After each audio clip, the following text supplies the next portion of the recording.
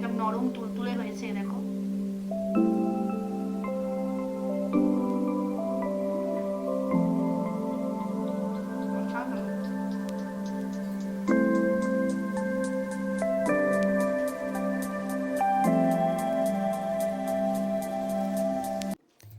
আজ তোমাদের সঙ্গে শেয়ার করতে চলেছি দারুণ স্বাদের কড়াইশুঁটির কচুরি।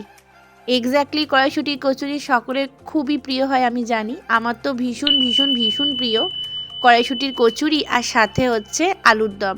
অ্যাকচুয়ালি আলুর দমটা একটু নিরামিষ হলেই ভালো লাগে, কারণ কড়াইশুঁটি কচুরির সঙ্গে আলুর দমটা ভীষণ ভালো যায়।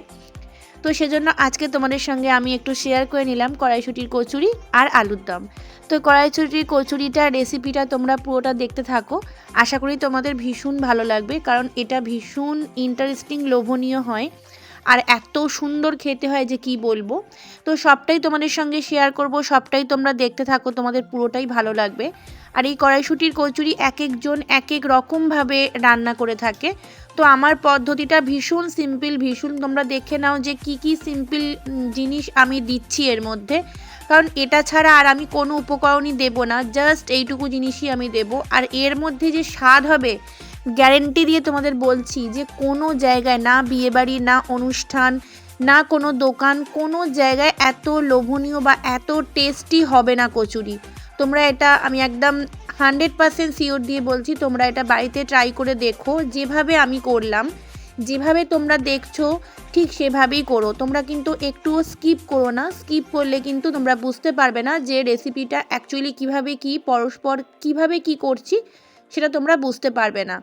তো সেজন্য তোমরা একদম প্লিজ প্লিজ স্কিপ করো না, কারণ এটা যদি তোমরা দেখতে থাকো ঠিক এইভাবে যদি বাড়িতে তোমরা করো, তোমাদের আমি একদম কথা দিচ্ছি, গ্যারেন্টি দিচ্ছি যে তোমাদের এটা খুব ভালো লাগবে। আর তোমাদের বাড়ির সকলে, বাবা মা থেকে বাচ্চা কাচ্চা, হাজব্যান্ড, যার যে যে আছে বাড়িতে, প্রত্যেকে বলবে সত্যি জিভে জল আসার মতো স্বাদ হয়েছে। আর যেটা যে স্বাদটা আর কি, মানে আমার যা মনে হয় পুরো একটা বছর লেগে থাকবে। তো তোমাদের সঙ্গে ভীষণ সুন্দরভাবে আমি এই রেসিপিটা যেভাবে করেছি সেভাবেই তোমাদের সঙ্গে শেয়ার করলাম। তো তোমরা দেখতে থাকো, আর অবশ্যই তোমরা কিন্তু দেখার পর একটা কমেন্টস করতে ভুলো না। আর যদি ভালো লেগে থাকে তাহলে অতি অবশ্যই একটা লাইক করবে। তো পুরোটা দেখতে থাকো, ভীষণ টেস্টি আর লোভনীয় রেসিপিটা তোমাদের সঙ্গে শেয়ার করছি, তো ভালো লাগবে আশা করি। তো চলো নেক্সট আমি ময়দা মাখতে শুরু করে দিলাম। তো ময়দাটা আমি এখানে প্রায় 1.5 কেজি মতো ময়দা নিয়েছি। তোমরা যে যেরকম ময়দা দেবে সেই হিসাবে তোমরা উপকরণগুলো নিও।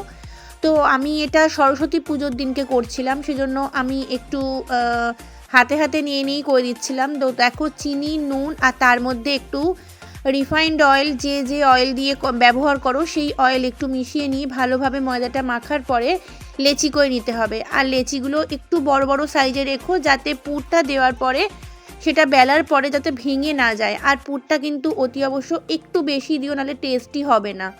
তো আমি কিন্তু এই কড়াইশুঁটির কচুরির পুরের ভেতরে আর কিছুই দিইনি, তোমরা দেখেছো। তো ঠিক সেইভাবেই তোমরা এইগুলোই দিও, এছাড়া তোমরা এক্সট্রা আর কিছুই দিও না। আমি জানি অনেকে অনেক কিছু দেয়, কিন্তু আমি বলবো তোমরা জাস্ট আমার কথা শুনে এই দুটো উপকরণ দিয়ে তোমরা রান্না করে দেখো, এত সুস্বাদু, এত সুন্দর খেতে হবে যে তোমাদের ভাষায় প্রকাশ করতে পারবো না। তো আমি তেলটাও বসিয়ে দিয়েছি, আর দেখো আমি কড়াইশুঁটির কচুরিগুলো বেলে নিচ্ছি।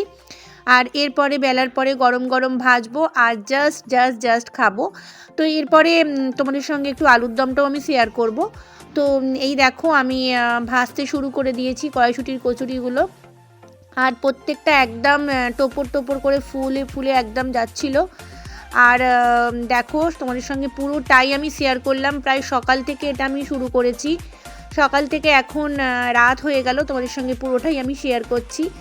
আর বাড়িতে অনেক লোকজন এসেছে, সবাই মিলে খাবে এটা। তো চলো তোমরা দেখতে থাকো পুরোটা, আশা করি পুরোটা ভালো লাগবে।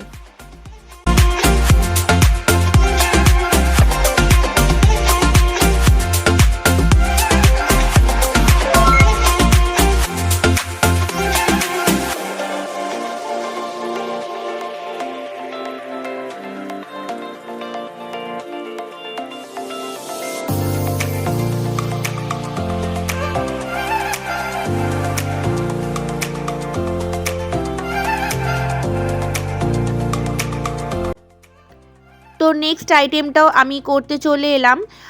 দেখো আমি কড়ার মধ্যে সর্ষের তেল দিয়ে দিলাম, তার কারণ এই যে আলুর দমটা বানাবো এটা পুরোটাই সর্ষের তেলের উপরে রান্না হবে। আর সর্ষের তেল খাওয়া কিন্তু সত্যি ভালো, সর্ষে পেস্ট করে যে তেলটা হয় সেই তেলটা, ঘানির তেলটা এক্স্যাক্টলিভাবে ভীষণই ভালো এটা অ্যাকচুয়ালি। তো দেখো আমি প্রথমত আলুগুলোকে দিলাম, আর দেওয়ার পরে আমি আলুগুলোকে একটু গোল্ডেন কালার করে একটু ভেজে নিয়েছি। অনেকে সেদ্ধ করে নেয়, আমি বলবো সেদ্ধ না করে ফার্স্টে একটু একটু গোল্ডেন কালার করে ভেজে নেবে। তারপরে কিন্তু এর মধ্যে আমি একটুখানি গোটা জিরে, শুকনো লঙ্কা, তেজপাতা আর এখন আমি একটু হিং দিয়ে দিচ্ছি বেশি করে।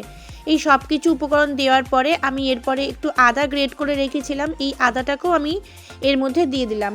দেওয়ার পরে একটু ভালোভাবে আমি এটাকে মিশিয়ে নেব। তারপরে একে একে সব রকম মশলা আমি দিয়ে দিচ্ছি। এর মধ্যে একটু হলুদ দিলাম, আর তেলটা যেহেতু একটু কম হয়েছে, একটুখানি কষা কষা হবে তার জন্য আরেকটু তেল দিলাম। আর এর মধ্যে আমি একটু টমেটো সস দিলাম আর একটু দই দিলাম। তো দইটা আর পরিমাণটা তোমরা তোমাদের মতো করে একটু বাড়িয়ে কমিয়ে নেবে, তার কারণ যতটা যার পরিমাণ, কেউ 1 কেজি আলুতে করবে, কেউ 250, কেউ 500, সেই হিসেবে তোমরা করে নিও। আর এর মধ্যে একটুখানি দিয়ে দিলাম আমি শুকনো লঙ্কার গুঁড়ো, তো লাল লঙ্কাও তোমরা বলতে পারো। আর একটুখানি তোমরা যদি ইচ্ছা করে তোমরা কাশ্মীরি মির্চও দিতে পারো। আমি কিন্তু অ্যাকচুয়ালি কাশ্মীরি মির্চটা সেদিনকে দিইনি, একটু স্কিপ করে গেছিলাম, কারণ অনেক রকম ব্যাপার ছিল তার জন্য আর দিইনি। আর এর মধ্যে আমি এখন দিয়ে দিলাম হচ্ছে কাঁচা লঙ্কা। আর দেখো কালারটা কি সুন্দর এসেছে, ভীষণ সুন্দর। অনেকে বলে যে দই দিলে নাকি কেটে যায়, অ্যাকচুয়ালি আমি ঠিক জানি না, আমার ঠিক জানা নেই, কারণ আমি তো এইভাবেই করি আর কখনোই দেখি না যে দই কেটে গেছে বা কিছু। তো যাই হোক, এরপরে আমি আলুগুলো দিয়ে দিলাম। আলুটা দেওয়ার পর একটু ভালো করে নাড়াচাড়া করে নেওয়ার পর তার মধ্যে আমি একটুখানি চিনি দিয়ে দিলাম, কারণ আমাদের বাঙালিদের একটু চিনি ছাড়া যেন হয় না। তো একটু চিনি না দিলে ঠিক স্বাদটা কিন্তু ব্যালেন্সেও আসে না। তারপরে চিনি দিয়ে ভালো করে নাড়াচাড়া করার পর আমি ওর মধ্যে কড়াইশুঁটিও দিয়ে দিলাম, আর তারপরে এখন আমি একটু জল দিয়ে দিলাম। আর এই জলটাতেই সেদ্ধ হবে পুরোটা। তারপরে ওপর থেকে আমি ধনেপাতা ছড়িয়ে দিয়ে 5 মিনিটের জন্য বন্ধ করে রাখলাম। আর দেখো 5 মিনিট হয়ে গেছে, তারপরে আমি সবটা খুলে দেখছি কীরকম হয়েছে। অ্যাকচুয়ালি আলুর দমটা প্রায় হয়েই গেছে, তার কারণ মানে যতটা ভেজেছিলাম ওই ভাজার সময় আলুটা অনেকটাই সেদ্ধ হয়ে গেছিলো। এটা চন্দ্রমুখী আলু, সেজন্য একটু আগেই সেদ্ধ হয়ে যায়। তো দেখো কি সুন্দর রঙটা এসেছে। আর লাস্টে এন্ডিংয়ে আমি একটুখানি ঘি আর গরম মশলা দিয়ে দিলাম, যাতে খেতে খুবই টেস্টি হয়। আর এটা যেহেতু নিরামিষ আলুর দম, তো সেই জন্য আমি এর মধ্যে দিয়ে দিলাম ঘি আর গরম মশলা। আর অ্যাকচুয়ালি আমার এটা একদম রেডি হয়ে গেছে। তো আলুর দম রেডি হয়ে যাওয়ার পর আমি এখন সার্ভিং বোলটা নিয়ে নিয়েছি, এর মধ্যে সার্ভ করে নেব। আর তারপরে আর লোভ সামলাতে পারছি না, তো আমার রেডি। তো চলো এবারে আমরা খেতে যাই, ভীষণ খিদে পেয়েছে। বসে পড়েছি কচুরি নিয়ে, কচুরিটা একটু ছিঁড়ে দেখাই। দেখো ভেতরে এরকম পুর আছে, আর একদম নরম তুলতুলে হয়েছে। দেখো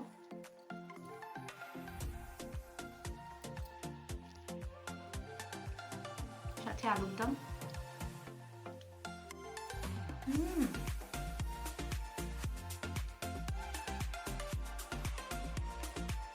অসাধারণ।